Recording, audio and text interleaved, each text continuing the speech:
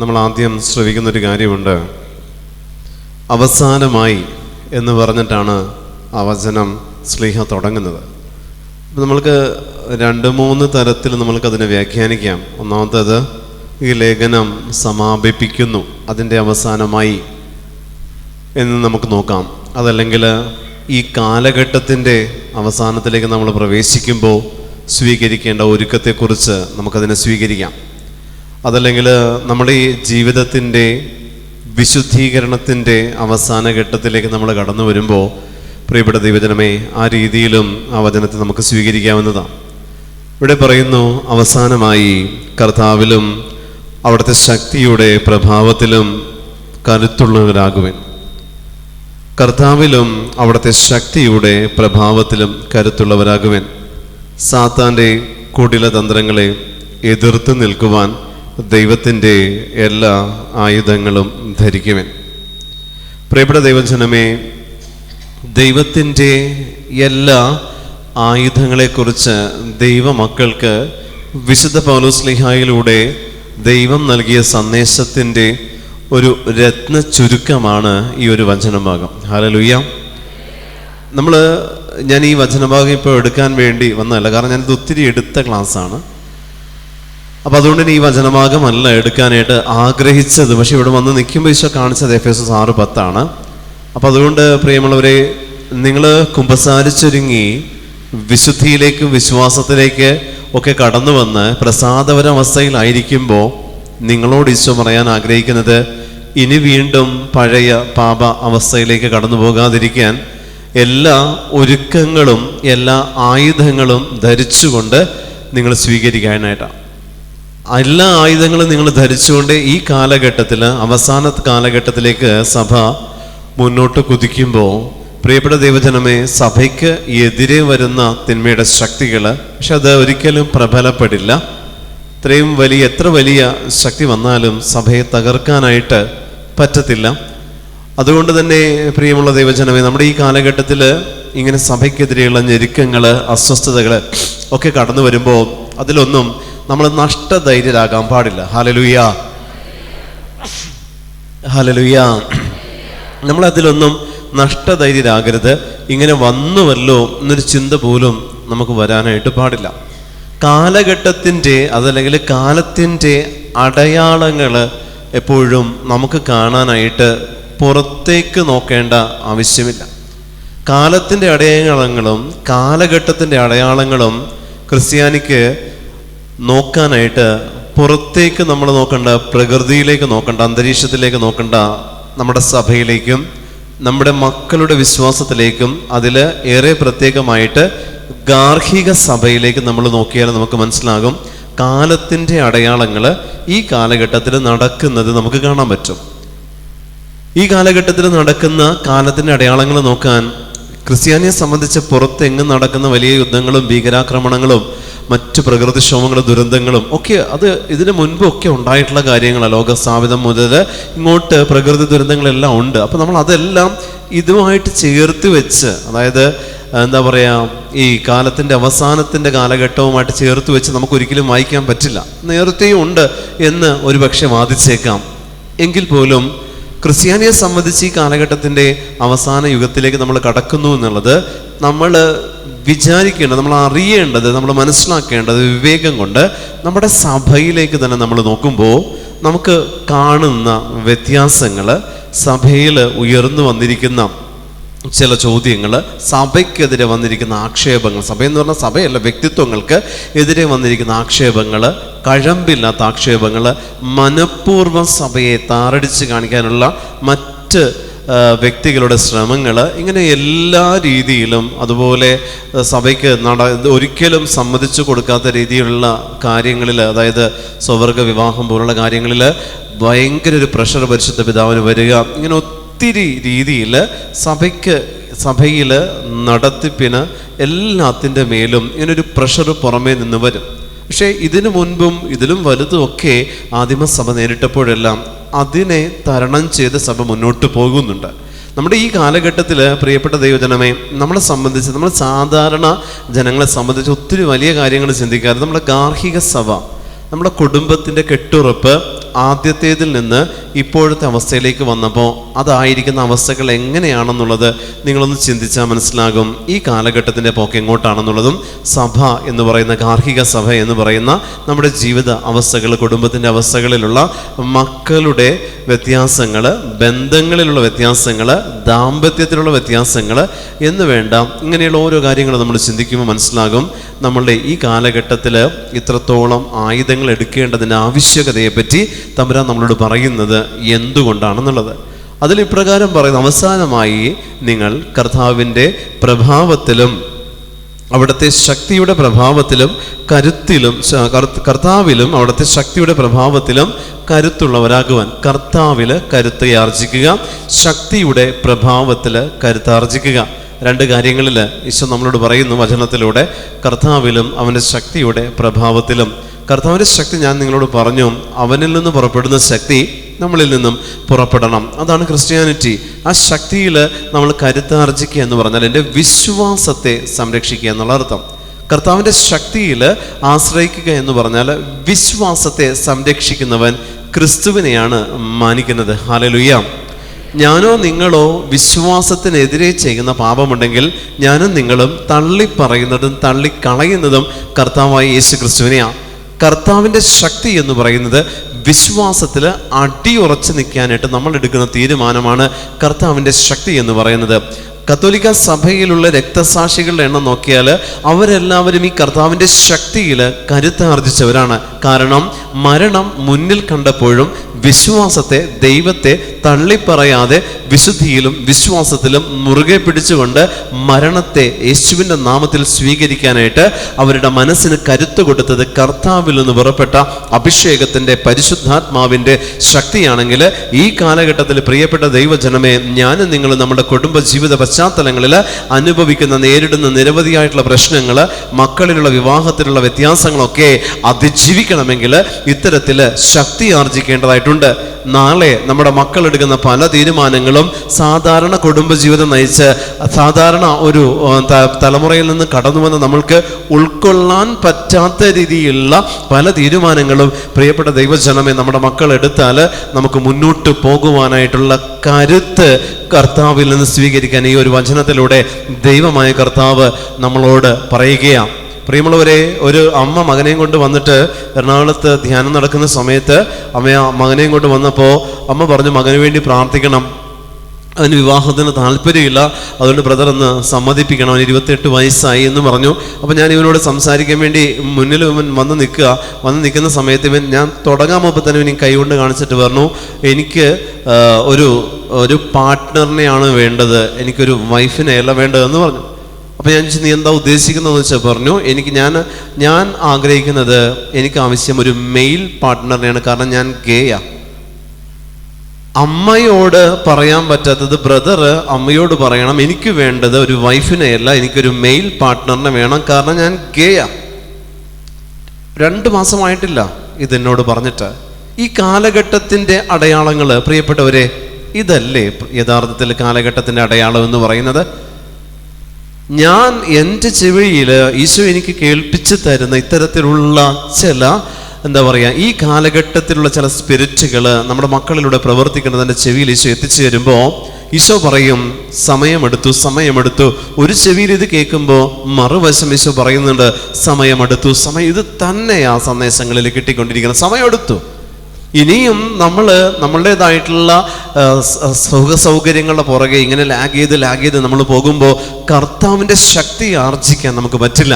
അതുകൊണ്ട് തന്നെയാണ് ഇതിനു മുൻപ് ഞാൻ എടുത്ത ക്ലാസ്സുകളിലൊന്നും നിയോഗങ്ങളെ ഞാൻ ഒരിക്കലും തള്ളി പറഞ്ഞിട്ടില്ല. കാരണം എല്ലാവരും കണ്ണുനീരായിട്ട് വരുന്നത് അവരുടെ ജീവിതത്തിൻ്റെ അവസ്ഥകളും കടബാധ്യതകളും ദുഃഖങ്ങളും ദുരിതങ്ങളും രോഗങ്ങളും ഒക്കെ ആയിട്ട് വരുമ്പോൾ ഞാൻ തന്നെ അവരെ പലർക്കും വേണ്ടി പ്രാർത്ഥിച്ചിട്ടുണ്ട്, പ്രാർത്ഥന പറഞ്ഞു കൊടുത്തിട്ടുണ്ട്. പക്ഷേ ഈശോ സമയമെടുത്തു എന്ന് പറയാൻ തുടങ്ങിയതിന് ശേഷമാണ് ധ്യാനത്തിൽ എടുക്കുന്ന ക്ലാസ്സുകളിൽ നിയോഗങ്ങൾ പൂർണ്ണമായിട്ട് ഒഴിവാക്കാൻ കർത്താവിൻ്റെ സന്ദേശം കിട്ടിയതിൻ്റെ അടിസ്ഥാനത്തിലാണ് പിന്നീട് എടുക്കുന്ന ക്ലാസ്സുകളിലൊന്നും പ്രിയപ്പെട്ടവരെ നിയോഗങ്ങൾ ഈശോ പറയുന്നുണ്ട്, പ്രോത്സാഹിപ്പിക്കരുത്, ആരാധനയെ പഠിപ്പിക്കുക, ആരാധിക്കാൻ പഠിപ്പിക്കുക എന്നുള്ള കർത്താവിൻ്റെ വലിയൊരു പ്രബോധനമാണ്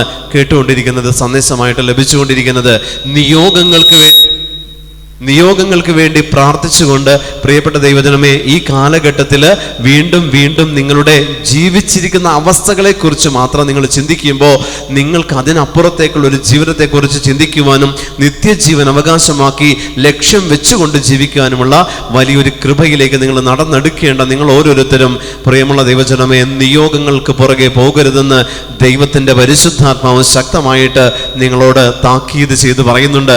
അതുകൊണ്ട് നിങ്ങളുടെ നിയോഗങ്ങൾ മാറ്റിവെച്ചുകൊണ്ട് ആത്മരക്ഷയ്ക്കും നിത്യജീവനും വേണ്ടി നിങ്ങൾ അധ്വാനിക്കണം, പടവെട്ടണം. അതുകൊണ്ട് ഈശോ പറയുന്നു, അവൻ്റെ ശക്തിയുടെ പ്രഭാവത്തിൽ നിങ്ങൾ കരുത്തുള്ളവരാകണം. കർത്താവിൻ്റെ ശക്തിയുടെ പ്രഭാവത്തിൽ യേശുക്രിസ്തു എനിക്ക് നൽകുന്ന വാഗ്ദാനമാകുന്ന പരിശുദ്ധാത്മാവ്, അവൻ്റെ ശക്തിയുടെ പ്രഭാവമായ വാഗ്ദാനമായ പരിശുദ്ധാത്മാവിൽ ഞാൻ കരുത്തുള്ളവനായി തീർന്നെങ്കിൽ മാത്രമാണ് ഈ കാലഘട്ടത്തിൽ സാത്താൻ എനിക്കെതിരെ ഒരുക്കിയിരിക്കുന്ന തിന്മയുടെ വേലിക്കെട്ടുകൾ പൊളിച്ച് വിശ്വാസത്തിൻ്റെ പരിചയം എടുക്കാനായിട്ട് എനിക്ക് സാധിക്കുകയുള്ളൂ. പ്രിയപ്പെട്ടവരെ, അതല്ലെങ്കിൽ നമ്മളിങ്ങനെ ജീവിച്ച് മുന്നോട്ട് പോകുമെന്നല്ലാതെ ഒരിക്കലും നിത്യരക്ഷയ്ക്ക് വേണ്ടി ഒന്നും ചെയ്യത്തില്ല. ഈ ലോകത്തിൽ കുറെ സമ്പാദ്യം ഉണ്ടാക്കി വെച്ച് അത് മുഴുവനും പ്രകൃതിക്ഷോഭങ്ങളിൽ ഒലിച്ചു പോകുന്നത് കണ്ണും തുറന്ന് നോക്കി നിൽക്കേണ്ട ഗതികേട് എനിക്ക് നിങ്ങൾക്ക് ഉണ്ടാകും. Hallelujah, hallelujah. അതുകൊണ്ട് പ്രിയമുള്ള ദൈവജനം, ഈശോ പറയുന്നു, അവൻ്റെ ശക്തിയുടെ പ്രഭാവത്തിൽ കരുത്തുള്ളവരാകേണ്ട കാലഘട്ടത്തിലാണ് ഞാനും നിങ്ങളും ജീവിക്കുന്നത്. അതുകൊണ്ട് നമ്മുടെ ശക്തി, കർത്താവിൻ്റെ ശക്തി നമ്മളിൽ നിന്ന് പുറപ്പെടേണ്ട സമയമാണ്. കർത്താവിൻ്റെ ശക്തി എന്നിൽ നിന്ന് പുറപ്പെടണമെങ്കിൽ കർത്താവിന് ഞാൻ കീഴ്വഴങ്ങണം, കർത്താവിൻ്റെ മുന്നിൽ ഞാൻ കീഴടങ്ങണം, എൻ്റെ പാപങ്ങളെ ഞാൻ വെറുത്തുപേക്ഷിക്കണം, എൻ്റെ ജോലികളെല്ലാം മാറ്റിവെച്ചുകൊണ്ട് ദൈവത്തിൻ്റെ കർമ്മ പദ്ധതികൾക്ക് വേണ്ടിയിട്ട് ഞാൻ മുന്നിട്ടിറങ്ങുന്നിടത്ത് ദൈവത്തിൻ്റെ ആത്മാവിൻ്റെ ശക്തി, പ്രിയപ്പെട്ടവരെ, അവൻ്റെ ശക്തിയുടെ പ്രഭാവം എന്താണെന്നുള്ളത് ദൈവമായ കർത്താവ് അവൻ്റെ പരിശുദ്ധാത്മാവ് വഴി നമ്മളെ പഠിപ്പിക്കും. ഹല്ലേലൂയ. വീണ്ടും വചനത്തിൽ വായിക്കും, ഇപ്രകാരം പറയുന്നു, സാത്താൻ്റെ കുടിലതന്ത്രങ്ങളെ എതിർക്കുവാൻ ദൈവത്തിൻ്റെ എല്ലാ ആയുധങ്ങളും ധരിക്കുവിൻ. സാത്താൻ്റെ കുടിലതന്ത്രങ്ങളെ എതിർക്കുവാൻ ദൈവത്തിൻ്റെ എല്ലാ ആയുധങ്ങളും ധരിക്കണം. സാത്താനുണ്ടെങ്കിൽ അവൻ്റെ കുടില തന്ത്രങ്ങളുണ്ട്. അവൻ മെനഞ്ഞു വെക്കുന്ന ചില തന്ത്രങ്ങൾ, അവൻ നമ്മളെ വീഴിക്കാൻ ശ്രമിക്കുന്നത്, നമ്മൾ ഏത് വഴിക്ക് ദൈവത്തെ അന്വേഷിക്കുന്നുവോ ആ വഴിയിലൂടെ തന്നെ നമ്മളെ വീഴിക്കുവാൻ സാത്താന് സാധിക്കുമെന്നുള്ളത് നീ അറിഞ്ഞിരിക്കണം, നീ മനസ്സിലാക്കിയിരിക്കണം. അതുകൊണ്ട് പ്രിയപ്പെട്ട ദൈവജനമേ, സാത്താൻ നമുക്കൊരുക്കിയിരിക്കുന്ന കെണികൾ നമ്മുടെ പ്രാർത്ഥനാ ജീവിതത്തിൽ തന്നെ ഉണ്ട് എന്നുള്ളത് മറക്കരുത്. അതുകൊണ്ട് നിങ്ങൾ പ്രാർത്ഥനയെ ലക്ഷ്യം വെച്ച് ജീവിക്കുന്നുണ്ടെങ്കിൽ, പ്രാർത്ഥനയുടെ അഭിഷേകത്തെ ലക്ഷ്യം വെച്ച് നിങ്ങൾ ജീവിക്കുന്നുണ്ടെങ്കിൽ, പ്രാർത്ഥനാ ചൈതന്യം ലക്ഷ്യമാക്കി നിങ്ങൾ ജീവിക്കുന്നുണ്ടെങ്കിൽ, നിങ്ങൾ മനസ്സിലാക്കുക, നിങ്ങൾക്ക് തെറ്റുപറ്റരുത്. വ്യാജന്റെ പുറകെ പോകരുത്, വ്യാജ കപട ഉപദേഷ്ടാക്കളുടെ പുറകെ നിങ്ങൾ പോകരുത്. കത്തോലിക്ക സഭ എന്ന് പറയുന്ന പത്രോസാകുന്ന പാറമേൽ സ്ഥാപിക്കപ്പെട്ട സഭയുടെ അടിസ്ഥാനത്തിൽ നിന്ന് കർത്താവിനോട് ചേർന്ന്, സഭയോട് ചേർന്ന് സുവിശേഷത്തെ പ്രഘോഷിക്കുന്ന, വചനത്തെ പ്രഘോഷിക്കുന്ന ശുശ്രൂഷകരല്ലാതെ മറ്റൊന്നിനു മുന്നിലും പോയി നിന്റെ തല കുനിച്ച് നീ നിന്നു കൊടുക്കരുതെന്ന് ദൈവത്തിന്റെ പരിശുദ്ധാത്മാവ് പറയുന്നു. അതുകൊണ്ട് പ്രിയമുള്ള ദൈവജനമേ, ഒത്തിരി വ്യാജന്മാരുള്ള കാലഘട്ടമാണ്. ഒത്തിരി കപടതകള് വിശ്വാസികളെ വഴിതെറ്റിക്കാൻ വേണ്ടി ഒത്തിരി കപട ഉപദേഷ്ടാക്കളുള്ള കാലഘട്ടമാണ്. നിങ്ങൾ പ്രാർത്ഥിക്കുമ്പോൾ നിങ്ങളുടെ വിശ്വാസം എവിടെയാണെന്നുള്ളത് നിങ്ങൾ പോകുന്ന റൂട്ട് നോക്കിയാൽ നമുക്ക് മനസ്സിലാക്കാൻ പറ്റും. അതുകൊണ്ട് പ്രിയമുള്ള ദൈവജനമേ, കർത്താവായ യേശുക്രിസ്തുവിന്റെ നാമത്തിൽ നീ വിശ്വസിച്ചോ, അവന്റെ നാമത്തിൽ പ്രഘോഷിക്കുന്ന, അവന്റെ സഭയോട് ചേർന്ന് ദൈവത്തിന്റെ വചനം പ്രഘോഷിക്കുന്നവരല്ലാതെ മറ്റൊരിടത്ത് നിങ്ങൾ പോകരുത്, ഒരിടത്ത് നിങ്ങൾ പോകരുത്. ഏറെ പ്രത്യേകമായിട്ട് ഞാൻ പറയട്ടെ പ്രിയമുള്ളവരെ, നമ്മളെ നിയോഗങ്ങൾക്ക് വേണ്ടി നിങ്ങൾ എങ്ങും പോകരുതേ, നിയോഗങ്ങൾക്ക് വേണ്ടി നിങ്ങൾ ഒരിടത്തും പോകരുത്. മറിച്ച് നിത്യരക്ഷയ്ക്ക് വേണ്ടിയിട്ട് ഈ കാലഘട്ടത്തിൽ നിങ്ങൾ ഓടിയില്ലെങ്കിൽ നാളെ നമ്മുടെ മക്കളുടെ ഭാവിയെക്കുറിച്ച് നിങ്ങൾ ആശങ്കപ്പെടേണ്ടിയിരിക്കുന്നു. കാരണം ഞാൻ അവകാശപ്പെട്ട നിത്യജീവൻ, അതാണ് എൻ്റെ മക്കൾക്ക് ഞാൻ പകർന്നു കൊടുക്കേണ്ടത്. ഈ കാലഘട്ടത്തിൽ നിങ്ങൾ എന്ത് തന്നെ മക്കൾക്ക് വേണ്ടി നീക്കിയിരിപ്പ് വെച്ചാൽ അതൊന്നും അവർക്ക് ഉപകരിക്കാത്തൊരു കാലഘട്ടമാണ് കടന്നു വന്നുകൊണ്ടിരിക്കുന്നത് പ്രിയമുള്ളവരെ. അതുകൊണ്ട് ഈ കാലഘട്ടത്തിൽ പ്രത്യേകം പറയുന്നു, ഒരു നിയോഗങ്ങൾക്കും വേണ്ടിയിട്ട് നിങ്ങൾ ഓടരുതേ, ഒരു നിയോഗങ്ങൾക്കും വേണ്ടിയിട്ട് നിങ്ങൾ ഒരു ധ്യാന കേന്ദ്രത്തിലും പോകരുത്. നിത്യരക്ഷ, നിത്യരക്ഷയ്ക്കും ആത്മാവിൻ്റെ രക്ഷയ്ക്കും വേണ്ടിയിട്ടല്ലാതെ എങ്ങും പോകരുത് നിങ്ങൾ. അത് മാത്രം പ്രഘോഷിക്കുന്നിടത്താണ് ദൈവത്തിൻ്റെ ആത്മാവ് പ്രവർത്തിക്കുന്നത് എന്നുള്ളത് നിങ്ങൾ തിരിച്ചറിയുക. അത് മാത്രം പ്രവർത്തിക്കുന്നിടത്ത് ദൈവത്തിൻ്റെ ആത്മാവ് പ്രവർത്തിക്കുക. അല്ലെങ്കിൽ പ്രിയപ്പെട്ട ദൈവജനമേ, നമ്മൾക്ക് മനസ്സിലാക്കാൻ പറ്റില്ല ഏതാണ് സത്യം ഏതാണ് തെറ്റ് എന്നുള്ളത് മനസ്സിലാക്കാൻ പറ്റാത്ത രീതിയിൽ കാലഘട്ടത്തിൽ സാത്താൻ്റെ അതിപ്രസരം കടന്നു വന്നുകൊണ്ടിരിക്കുന്ന കാലഘട്ടമാണ്. നിങ്ങൾ വിശ്വാസത്തോടെ വിശുദ്ധിയിലായിരുന്നുകൊണ്ട് നിങ്ങൾ ദൈവത്തിൻ്റെ വചനത്തെ മുറുകെ പിടിച്ചുകൊണ്ട് സാത്താൻ്റെ കുടിലതന്ത്രങ്ങളെ എതിർത്ത് നിൽക്കാനുള്ള ആയുധങ്ങൾ നിങ്ങൾ സംഭരിക്കണം. ഉപവാസത്തിലും പ്രാർത്ഥനയിലും ദാനധർമ്മത്തിലും പരിത്യാഗത്തിലും ദൈവത്തിന് മുമ്പിൽ നിങ്ങൾ വ്യാപരിക്കുമ്പോൾ കർത്താവ് തന്നെ നിങ്ങൾക്ക് ആവശ്യമായ ആയുധങ്ങൾ ഓരോന്നോരോന്ന് നിങ്ങളുടെ മുന്നിൽ കൊണ്ടുവന്ന് തരും. ആമേൻ. ഹല്ലേലൂയ. അഭിഷേകത്തോടെ ഹല്ലേലൂയ. നമ്മൾ വിചാരിക്കും നമ്മുടെ റൂട്ടുകളൊന്നും തെറ്റല്ല, എല്ലാം ഓക്കെയാണെന്ന് വിചാരിക്കുന്നിടത്ത് നമുക്ക് തെറ്റു പറ്റരുത്. കർത്താവ് നമ്മൾക്ക് തരുന്ന താക്കീതുകൾ നമ്മൾ സ്വീകരിക്കണം. പല പ്രവാചകരിലൂടെ ദൈവം തരുന്ന താക്കീതുകൾ നിങ്ങൾ തള്ളിക്കളയല്ലേ, സ്വീകരിക്കുക. കാരണം കാലഘട്ടത്തിൽ വഴി തെറ്റാനുള്ള സാധ്യതകളാണ് നേർവഴിക്ക് നടക്കാനുള്ള സാധ്യതകളേക്കാൾ കൂടുതൽ. വഴി തെറ്റാനുള്ള സാധ്യതകൾ കൂടുതലുള്ള ഈ കാലഘട്ടത്തിൽ വഴി തെറ്റിക്കാനുള്ളവരുടെ എണ്ണം വർദ്ധിച്ചുകൊണ്ടിരിക്കുന്ന കാലഘട്ടമായത്. വഴി തെറ്റിക്കാനുള്ളവരുടെ കാലഘട്ടമാണ്. അതുകൊണ്ട് നമ്മൾ പോകുന്ന വഴി നിങ്ങൾ മനസ്സിലാക്കുക. പോകുന്ന വഴി മനസ്സിലാക്കുക. നിങ്ങളുടെ ഇടവകയിലെ വികാരിയച്ഛനോട് ചോദിക്കുക, അച്ഛൻ ഇവിടെ പോകുന്നതുകൊണ്ട് കുഴപ്പമുണ്ടോ? അച്ഛൻ പറയും കുഴപ്പമുണ്ട് എന്ന് പറഞ്ഞാൽ പോകണ്ട. അപ്പോൾ അച്ഛനോട് ചോദിക്കുന്നതിനും ദൈവത്തിൻ്റെ പരിശുദ്ധാത്മാവിനോട് പറയുക, കർത്താവേ നീ എന്താണ് ആഗ്രഹിക്കുന്നതെന്ന് അച്ഛനിലൂടെ എനിക്ക് എന്നോട് സംസാരിക്കുക. ഏറ്റവും സിമ്പിളായിട്ട് അതേ എനിക്ക് പറയാൻ പറ്റുള്ളൂ. അതിൽ കൂടുതലൊന്നും പറയാനില്ല. നമ്മൾ എവിടെ പോകണം എവിടെ പോകണ്ട എന്ന് തീരുമാനിക്കാനായിട്ടുള്ള വിവേകം നിങ്ങൾക്കുണ്ടാകണം. പലതും പബ്ലിക്കലി പറയാൻ പറ്റാത്തതുകൊണ്ട് മിണ്ടാത്തതാണ്. നാവിൽ പലതും വരുന്നുണ്ട്, പക്ഷേ പബ്ലിക്കായിട്ട് ഓപ്പണായിട്ട് പറയാൻ പറ്റാത്ത ഒത്തിരി കാര്യങ്ങളുള്ളതുകൊണ്ട് മിണ്ടാത്തതാ. എങ്കിലും ഞാൻ നിങ്ങളോട് പറയട്ടെ, വിവേകം കാണിക്കണം. വിവേകം കാണിക്കണം. വിവേകം കാണിക്കണം. ഈശോ, ഒറ്റ കാര്യം ഞാൻ പറയാം, ഈശോ തൻ്റെ ശിഷ്യന്മാർക്ക് വേണ്ടി പ്രാർത്ഥിച്ചപ്പോൾ ശിഷ്യന്മാരിൽ ആരും ഒരിക്കൽ പോലും യേശുവിനോട് പറഞ്ഞിട്ടില്ല ഞങ്ങൾക്ക് വേണ്ടി പ്രാർത്ഥിക്കണം. ഞങ്ങളുടെ ശിഷ്യന്മാരുടെ നിയോഗം ഒരിക്കൽ പോലും ശിഷ്യന്മാർ ഗുരുവിൻ്റെ മുൻപിൽ അവതരിപ്പിച്ചിട്ടില്ല. ഒറ്റ ഒരു കാര്യത്തിൽ പ്രാർത്ഥിക്കാൻ പഠിപ്പിക്കണം എന്നേ ശിഷ്യന്മാർ ആവശ്യപ്പെട്ടിട്ടുള്ളൂ ഗുരുവിനോട്. ഞങ്ങളുടെ ഈ ആവശ്യത്തിൽ നീ ഇടപെടണം എന്ന് ഈശോയോട് പറഞ്ഞിട്ടില്ല. ഒന്നും അവർ ഈശോയോട് ആവശ്യപ്പെട്ടില്ല. മറിച്ച് ഞങ്ങളെയും പ്രാർത്ഥിക്കാൻ പഠിപ്പിക്കണം. ശിഷ്യന്മാർ ആവശ്യപ്പെട്ടതാ. അങ്ങനെയാണെങ്കിൽ പ്രിയപ്പെട്ട ദൈവജനമേ, അതല്ലേ കറക്റ്റ് വേ? അതല്ലേ ശരിയായ വഴി? നിങ്ങൾ ആലോചിച്ച് നോക്കിയേ. പൈസ മുടക്കി നമ്മൾ കർത്താവിനെ സ്വീകരിക്കുന്നതിനോട് എനിക്ക് യോജിപ്പില്ല. ക്രിസ്തുവിനെ സ്വീകരിക്കാൻ നിങ്ങളുടെ സമ്പത്ത് കൊടുക്കേണ്ട ആവശ്യത്തിനോട് എനിക്ക് യോജിപ്പില്ല. ഞാനത് സ്വീകരിച്ചിട്ടുമില്ല. ഞാൻ എൻ്റെ ഒരു ധ്യാനത്തിൽ അതുകൊണ്ട് തന്നെ ദശാംശത്തിൻ്റെ ക്ലാസ് എടുക്കാറുമില്ല. ഞാൻ എടുക്കില്ല ക്ലാസ്. കാരണം കർത്താവിനെ ബിസിനസ് ചെയ്യരുത് നമ്മളൊരിക്കലും. ശുശ്രൂഷകരുണ്ട് ഈ കൂട്ടത്തിൽ. ഞാൻ പറയാ, യേശു ക്രിസ്തുവിനെ നമ്മൾ ബിസിനസ് ചെയ്യരുത്. ശാപം കിട്ടും, ഭിന്നിപ്പുണ്ടാകും കുടുംബത്തിൽ. കിട്ടുന്നത് കൊണ്ട് തൃപ്തിപ്പെടാൻ പറ്റാത്തിടത്ത് പ്രിയപ്പെട്ട ദൈവജനമേ അസ്വസ്ഥതകളാണ്. കിട്ടുന്നത് കൊണ്ട് തൃപ്തിപ്പെടണം. നിങ്ങൾക്ക് ആർക്കെങ്കിലും ദശാംശം കൊടുക്കാനുണ്ടോ? നിങ്ങൾ കൊടുക്കേണ്ട എവിടെയാണെന്നറിയോ? നീ ചെയ്യുന്നത് ഒരു മനുഷ്യൻ അറിയരുത്. നിന്റെ അടുത്തുണ്ട് ഈ ഡയാലിസിസ് ചെയ്യുന്ന പേഷ്യൻസ് ഇഷ്ടം പോലെയുണ്ട്. അവർക്ക് ആഴ്ചയിൽ ഡയാലിസിസിന് ഒത്തിരി രൂപ ചെലവുണ്ട്. കൊണ്ടുപോയി കൊടുക്കണം. വിധവകളായിട്ടുള്ള സ്ത്രീകളുണ്ട്, കൊണ്ടുപോയി കൊടുക്കണം. വൃദ്ധസദനങ്ങളുണ്ട്, കൊടുക്കണം. ഒരു മനുഷ്യൻ അറിയരുത്. ഒരു മനുഷ്യൻ അറിയരുത്. ക്രിസ്തുവിനെ വിറ്റ് കാശാക്കുന്നവരുണ്ട്, കൊടുക്കരുത്. ഞാൻ പറയും, കൊടുക്കരുത്. ഇന്നത് തന്നാൽ ഇന്നത് എന്ന് പറയുന്നിടത്ത് കൊടുക്കരുത്. ദാനമായിട്ട് കിട്ടി ദാനമായിട്ട് കൊടുക്കാൻ പറഞ്ഞാൽ അങ്ങനെ തന്നെ കൊടുക്കണം. അത് ഞാനാണെങ്കിലും ആരാണെങ്കിലും. പ്രിയപ്പെട്ട ദൈവജനമേ, അതുകൊണ്ട് യേശുവിനെ നിങ്ങളൊരു പ്രോഡക്റ്റായിട്ട് വെച്ചിട്ട് അത് കാണിച്ചുകൊണ്ട് ഇതിനു വേണ്ടി ഇരിക്കുന്നിടത്ത് പോകരുത്. കർത്താവായ യേശു ക്രിസ്തുവിന്റെ നാമത്തിൽ അവന്റെ വചനം പ്രഘോഷിക്കുമ്പോൾ നിത്യജീവന്റെ വചനമായിരിക്കണം നമ്മൾ ശ്രവിക്കേണ്ടത്. ആത്മാക്കളുടെ രക്ഷയായിരിക്കണം നമ്മൾ ലക്ഷ്യം വെക്കേണ്ടത്.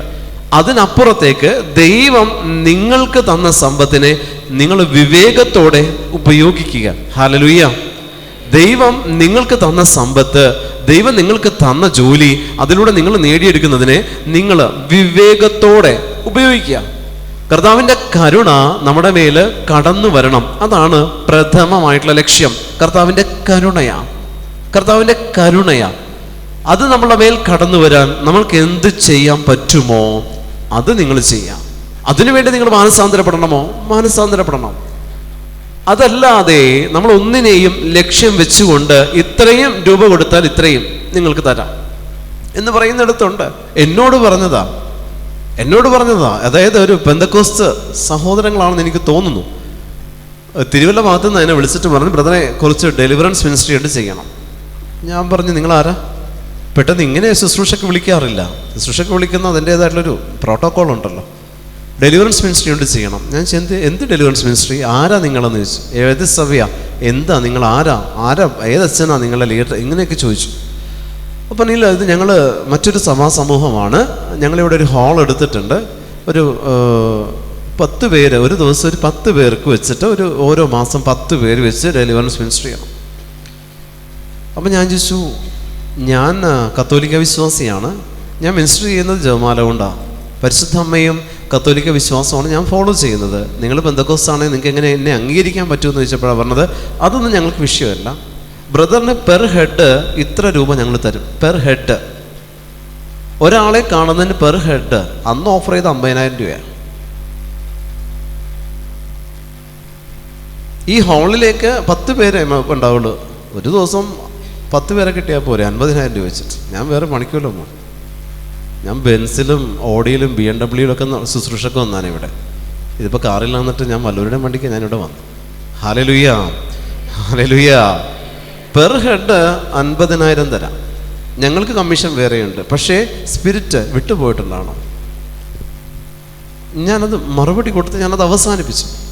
പ്രിയപ്പെട്ടവരെ, ഇപ്പം ഇത് മാർക്കറ്റ് ചെയ്യുമ്പോൾ ക്രിസ്തുവിനെ വെച്ച് മാർക്കറ്റ് ചെയ്യാം. കൃപകൾ മാർക്കറ്റ് ചെയ്യാനുള്ളവരുണ്ട്. നമ്മൾ എവിടെയാണോ വീക്കായിട്ടുള്ളത് അവിടെ പിടിക്കാൻ സാത്താൻ അറിയാം. ഹല്ലേലൂയ. നമുക്ക് എവിടെയാണോ നമ്മുടെ വീക്ക് പോയിന്റ് ഏതാണോ അവിടെ പിടിക്കാൻ സാത്താൻ അറിയാം. ഹല്ലേലൂയ. ഇതുപോലെ തന്നെ ഒരു മകളെ ബന്ധിച്ച് പ്രാർത്ഥിച്ചുകൊണ്ടിരിക്കുന്ന സമയത്ത് വിട്ടുപോകുള്ള സ്ഥലത്ത് വിട്ടുപോകുന്നു. നീ ഇവളിൽ എന്നെ നിൽക്കാൻ അനുവദിച്ചാൽ നിന്റെ കടം ഞാൻ തീർക്കാം. ഇത്ര ലക്ഷം നിനക്ക് കടമില്ലേ? കൃത്യം എമൗണ്ട്, ആ റൗണ്ട് ഫിഗർ കൃത്യം പറഞ്ഞു. സ്പിരിറ്റ് ഞെട്ടിപ്പോയി. ശരിക്കും സ്പിരിറ്റ് സംസാരിക്കുക ഡയറക്റ്റ്ലി. നാളെ നിന്റെ വീട്ടിലൊരാൾ വരും, എന്നോട് പറയുക, ഈ സ്പിരിറ്റ്, അവളിലുള്ള സ്പിരിറ്റ് സംസാരിക്കുക. നാളെ നിന്റെ വീട്ടിലൊരാൾ വരും, നിന്റെ ഫുൾ എമൗണ്ട് പേ ചെയ്യും. ഇവളിലും നീ എന്നെ നിൽക്കാൻ അനുവദിച്ചാൽ മതി. ഇവളിൽ നിൽക്കാൻ നീ എന്നെ പെർമിഷൻ തന്നാൽ മതി. പ്രിയപ്പെട്ടവരെ, നമ്മുടെ ജീവിതത്തിൽ നിങ്ങൾ പ്രാർത്ഥിക്കുമ്പോഴും ഞാൻ പറഞ്ഞില്ലേ, പ്രാർത്ഥനയിലൂടെ തന്നെ ശുശ്രൂഷകരെ വഴിതെറ്റിക്കാൻ ഈവിൾ സ്പിരിറ്റിന് പറ്റുന്നുണ്ടെങ്കിൽ സാധാരണ ജനങ്ങളുടെ അവസ്ഥ എന്തായിരിക്കും? ഞങ്ങൾ ശുശ്രൂഷകർ നിങ്ങളെ പറ്റിക്കാൻ എളുപ്പമാണ്. ഹല്ലേലൂയ. നിങ്ങളോട് എന്ത് പറഞ്ഞാലും നിങ്ങളുടെ കണ്ണുനീര് മുതലെടുക്കാൻ ഞങ്ങൾക്കറിയാം. നിങ്ങളുടെ കണ്ണുനീര് മുതലെടുത്ത് ശുശ്രൂഷ ചെയ്യാൻ ഭംഗിയായിട്ടറിയാം. ചെയ്തിട്ടില്ല കേട്ടോ. അത് മുതലെടുത്ത് ശുശ്രൂഷ ചെയ്യുന്നവരുണ്ട്. ഇത്രയും ഇങ്ങനെ നിൽക്കുക, ഇതിന് ഇത്രയും തരും, കൊണ്ടുവന്ന് വെച്ച് തരും. എത്ര ചോദിച്ചാലും കൊണ്ടുവന്ന് വെച്ച് തരും. പക്ഷെ കൃപയുണ്ടാവില്ല. അവിടെ എന്തെങ്കിലുമൊക്കെ നടക്കും. അവിടെ പിന്നെ പ്രവർത്തിക്കുന്ന അരൂപി സ്പിരിറ്റ് മാറും. ഹോളി സ്പിരിറ്റ് മാറി ഈവിൾ സ്പിരിറ്റ് പതുക്കെ ഈ ശുശ്രൂഷകനിൽ ചാർജ് എടുത്ത് തുടങ്ങി. ഈ ശുശ്രൂഷകൻ പോലും അറിയില്ല. കാരണം ഇവൻ പോലും അറിയരുത്. ഇവനിലേക്ക് ഈ സ്പിരിറ്റ് പതുക്കെ കടന്നു വന്ന് അത്ഭുതങ്ങൾ പ്രവർത്തിക്കാൻ പറ്റും ഇവൾ സ്പിരിറ്റ്. അതുകൊണ്ട് നിങ്ങൾ ഓടിക്കോ എവിടെ വേണമെങ്കിലും, പക്ഷേ വിവേകത്തോടെ ഓടണം. പല പേരുകളും പറയണമെന്നുണ്ട്, പറയില്ല. പക്ഷെ നിങ്ങൾ വിവേകത്തോടെ ഓടുക. നിങ്ങൾ ഓടുന്നിടത്ത് വിവേകത്തോടെ ഓടുക. കാരണം നിങ്ങളുടെ നിയോഗമാണ് ഞങ്ങളുടെ ലക്ഷ്യമെങ്കിൽ നിങ്ങൾ വിവേകം കാണിക്കണം. പരിശുദ്ധാത്മാവ് നിങ്ങളുടെ മേൽ വരണം. അവൻ്റെ ശക്തിയിൽ നിങ്ങൾ അഭിഷേകം ചെയ്യപ്പെടണം. അവൻ കാണിച്ചു തരുന്ന വഴിയിൽ നിങ്ങൾ മുന്നോട്ട് പോകണം. ആത്മാവ് നിങ്ങളുടെ കാലശേഷം സ്വർഗത്തിൽ പ്രവേശിക്കണം. ഇത്രയുള്ള ക്രിസ്ത്യാനിറ്റി. ഇതിനപ്പുറത്തേക്ക് ഒരു ക്രിസ്ത്യാനിറ്റി ഇല്ല. ആ ലൈഫിൽ നിനക്ക് കടബാധ്യതയുണ്ട്, നിനക്ക് രോഗങ്ങളുണ്ട്, നിന്റെ കുടുംബ പ്രശ്നങ്ങളുണ്ട്. ഇത് കോമൺ ഫാക്ടറാണ്. ഇതൊരു വലിയ സംഭവമൊന്നുമല്ല. പക്ഷെ ഇതിനെ മാർക്കറ്റ് ചെയ്യാൻ പറ്റും. നിന്റെ കടബാധ്യതയെ മാർക്കറ്റ് ചെയ്യാൻ പറ്റും. ഇത്ര ദശാംശം എന്താ, അപ്പൊ ഈ കടബാധ്യത മാറും, നീ കൊടുക്കും. ഇല്ലായ്മയിൽ നിന്ന് ഉള്ള ഗോൾഡ് പണയം വെച്ച് നീ കൊടുക്കും. Hallelujah, hallelujah, hallelujah. ഉള്ള ഗോൾഡ് പണയം വെച്ച് നീ കൊടുക്കും. ഒരു സ്ഥലത്ത് ഒരു ധ്യാന കേന്ദ്രത്തിൽ അവിടെ ഞാൻ ചെന്നപ്പോൾ അച്ഛൻ എന്നോട് പറയാം, ബ്രദർ ഒരു വലിയൊരു അബദ്ധം പറ്റി. ഞാൻ ചെന്താന്ന് വെച്ചു, ഓരോ ആഴ്ചകൾ ഓരോ ടോക്കിന് ഒരു ശുശ്രൂഷകരെ വിളിക്കാം. അപ്പോൾ എന്നെ മിക്കവാറും എല്ലാ മാസത്തോടെ വിളിക്കും. അപ്പോൾ ഈ അച്ഛൻ പറഞ്ഞു, ഞാൻ ഒരു പുതിയ ആൾ വന്നു ബ്രദറെ. അപ്പോൾ ഞാൻ ചോദിച്ചു ആരാ? ഒരു പുതിയ ആൾ വന്ന് ക്ലാസ് എടുക്കാൻ വന്നപ്പോൾ എല്ലാവരും പറഞ്ഞു നല്ല ബ്രദറാന്ന് പറഞ്ഞിട്ട് ഞാൻ വിളിച്ച് ക്ലാസ് കൊടുത്തപ്പോൾ ക്ലാസ് കംപ്ലീറ്റ് ഇങ്ങനെ പറഞ്ഞ് അവസാനത്തെ 15 മിനിറ്റ് ആയപ്പോൾ പരിശുദ്ധ കുർബാന തെറ്റാണ്, പരിശുദ്ധ അമ്മയില്ല, മൊട്ടത്തൊണ്ടാണെന്നുള്ള ആ ഒരു രീതിയിൽ വന്ന് ക്ലാസ് ഫിനിഷ് ചെയ്തിട്ട് പുള്ളി പോയി. പുള്ളിയുടെ പുറകെ അവിടെ ഉണ്ടായിരുന്നൊരു ബഹുഭൂരിപക്ഷം പേര് പുള്ളിയുടെ പുറകെ പോയി. ഒരൊറ്റ ടോക്കിൽ അച്ഛൻ പറയാണ്, എവിടെന്ന് കയറി വന്നെന്ന് മനസ്സിലായില്ല. എവിടെയാ ആരൂപി പ്രവർത്തിക്കണത് പ്രിയപ്പെട്ടവരെ? എന്താ നമ്മുടെ കണ്ണ് പലപ്പോഴും അടഞ്ഞു പോകുന്നത്? അച്ഛൻ പറയാ, എവിടെന്നാ വന്നെന്ന് കിട്ടിയില്ല ബ്രദറെ എന്ന് പറഞ്ഞ അച്ഛൻ പറയാ. അവസാനം നമുക്ക് ഒന്നും മൈക്ക് പോലും മേടിക്കാൻ പറ്റിയില്ല. കാരണം അത് മുന്നേ വരെ പ്ലാൻഡ് ആയിരുന്നു. വ്യാജന്മാരുണ്ട്. സഭയ്ക്കെതിരെ സംസാരിക്കുന്ന വ്യക്തിത്വങ്ങളെ സൂക്ഷിക്കുക. നിങ്ങൾ സഭയ്ക്കെതിരായിട്ടുള്ള ചില പരസ്യങ്ങൾ, പോസ്റ്റുകൾ നിങ്ങളുടെ ഫോൺ നമ്പറിലേക്ക് വാട്സപ്പിലൂടെയോ മറ്റേതെങ്കിലും മാധ്യമത്തിലൂടെയോ നിങ്ങൾക്ക് കിട്ടുന്നുണ്ട്, ആരെങ്കിലും അയച്ചു തരുന്നുണ്ടെങ്കിൽ അവനെ അല്ലെങ്കിൽ അവളെ സൂക്ഷിക്കുക. നിങ്ങൾ അതിന് നിങ്ങൾ മറുപടി കൊടുക്കരുത്. നിങ്ങളുടെ വോയിസ് മെസ്സേജ് ഇങ്ങനെ പറക്കും. മറുപടി കൊടുത്താൽ ഇത് ഇന്നയാള് പറഞ്ഞ വോയിസ് മെസ്സേജാ, ഈ കാര്യത്തെക്കുറിച്ച് ഇതിങ്ങനെ പറക്കും. Hallelujah, hallelujah, hallelujah. അതുകൊണ്ട് കർത്താവ് നമ്മൾക്ക് തന്നിരിക്കുന്ന ഒരു ജ്ഞാനവും വിവേകവും ഉണ്ട്. നമ്മൾക്കൊരു വിവേകം ദൈവം തന്നിട്ടുണ്ട്. എല്ലാത്തിൻ്റെ അടിസ്ഥാനം എന്ന് പറയുന്നത് അതാ. അതിൽ നിന്നുകൊണ്ട് വേണം നിങ്ങൾ ദൈവത്തെ അന്വേഷിക്കാൻ. നിങ്ങൾ അന്വേഷിക്കുമ്പോൾ വീട്ടിലില്ലാത്തത് മറ്റെങ്ങും കിട്ടില്ല കേട്ടോ. നിങ്ങളുടെ വീട്ടിൽ ദൈവത്തിൻ്റെ സാന്നിധ്യം നിനക്ക് കണ്ടെത്താൻ പറ്റില്ലെങ്കിൽ അതും അന്വേഷിച്ച് വേറെ എവിടെ പോയിട്ടും കാര്യമില്ല. ഏറ്റവും ആദ്യം ദൈവിക സാന്നിധ്യം നീ അനുഭവിച്ചറിയേണ്ടത് നിന്റെ കുടുംബത്തിലായിരിക്കണം. കുടുംബത്തിൽ ദൈവിക സാന്നിധ്യം കണ്ടെത്താൻ പറ്റാത്ത വ്യക്തിക്ക് എവിടെ പോയി ധ്യാനം കൂടിയാലും ദൈവത്തിൻ്റെ സാന്നിധ്യത്തെ അനുഭവിച്ചറിയാൻ പറ്റില്ല. കാരണം ആ കുടുംബത്തിൽ ഭിന്ന അരൂപികളുണ്ട്. നീ വിട്ടുകൊടുക്കേണ്ടതുണ്ട്, നീ ക്ഷമിക്കേണ്ടതുണ്ട്, നീ എളിമപ്പെടേണ്ടതുണ്ട്. അത് സോൾവ് ചെയ്യാതെ ആ പ്രശ്നം സോൾവ് ചെയ്യാൻ ഒരു ധ്യാന കേന്ദ്രത്തിന്റെ ആവശ്യം, പ്രിയപ്പെട്ടവർ, ഞങ്ങളുടെ പോലെ ഒരാളുടെ ആവശ്യം നിങ്ങൾക്കില്ല. നിങ്ങളുടെ കുടുംബത്തിൽ ഒരപ്പൻ, ഒരമ്മ, സഹോദരൻ, 3 മക്കളോ 4 മക്കളോ ഉണ്ടെങ്കിൽ ഈ ഒരു 5 പേരടങ്ങുന്ന കുടുംബത്തെ അവിടെയുള്ള പ്രശ്നങ്ങൾ പരിഹരിക്കാൻ ഈ 5 പേര് മതി. നിങ്ങളൊന്നിരുന്നാൽ, നിങ്ങൾ ഒരുമിച്ച് ഒരു നേരം ഭക്ഷണം കഴിച്ചാൽ, തമ്മിലൊന്ന് സംസാരിച്ചാൽ തീരാവുന്ന പ്രശ്നങ്ങളെ ഉള്ളൂ. പക്ഷേ ഇത് വെച്ച് മാർക്കറ്റ് ചെയ്ത് നിങ്ങളെ ഇന്ന് പൈസ മേടിക്കുന്നവരുടെ അടുത്ത് നിങ്ങൾ ശ്രദ്ധിക്കുക. നിങ്ങൾ 5 പേരൊന്ന് ഒരുമിച്ചിരുന്നൊന്ന് ഭക്ഷണം കഴിക്കുക. പ്രശ്നം എന്താണെന്ന് ഒരാളെ സംസാരിച്ച് തീർക്ക്. മാപ്പ് ചോദിക്കേണ്ടത് മാപ്പ് ചോദിക്ക്. ഇത് വഷളാക്കി നിങ്ങൾ മൂന്നാമതൊരു മധ്യസ്ഥനെ വിളിച്ചു വരുത്തുമ്പോ വരുന്നവൾ ഏതാണെന്ന് നിങ്ങൾക്ക് അറിയാൻ പറ്റില്ല. എല്ലായിടത്തും ഓടുമ്പോ നമുക്ക് പലപ്പോഴും വഴി തെറ്റിപ്പോകും പ്രിയപ്പെട്ടവരെ. അതിന് പുറകില് സമ്പത്ത് ലക്ഷ്യം വെച്ച് വരും കുടുംബത്തില് വരും. അതുകൊണ്ട് ഈശോ ആഗ്രഹിക്കാത്തിടത്തേക്ക് ഞാൻ പറഞ്ഞില്ലേ, നിങ്ങൾ ഇടവകയോട് ചേർന്ന് നിൽക്കുക. ഒരു സ്ഥലത്ത് ചെന്നപ്പോൾ ധ്യാനിപ്പിക്കാം, ഇടവക ധ്യാനത്തിന് ചെന്നപ്പോൾ അച്ഛൻ പറയാം, ഒരു വീട്ടില് ഒരച്ഛൻ എല്ലാ വീടുകളിലും വന്ന് പ്രാർത്ഥിച്ചു പോയി. 30,000 40,000 ഒക്കെ എല്ലാം നല്ല കാശുള്ള വീട്ടിലാണ്. പ്രാർത്ഥിച്ചു പോയി, അവിടെ ഇതുണ്ട് ഇവിടെ ഇതുണ്ട് എന്ന് പറഞ്ഞ് ഓരോ സാധനങ്ങൾ എടുത്ത് ഇവർക്ക് കൊണ്ടേ കൊടുക്കാം.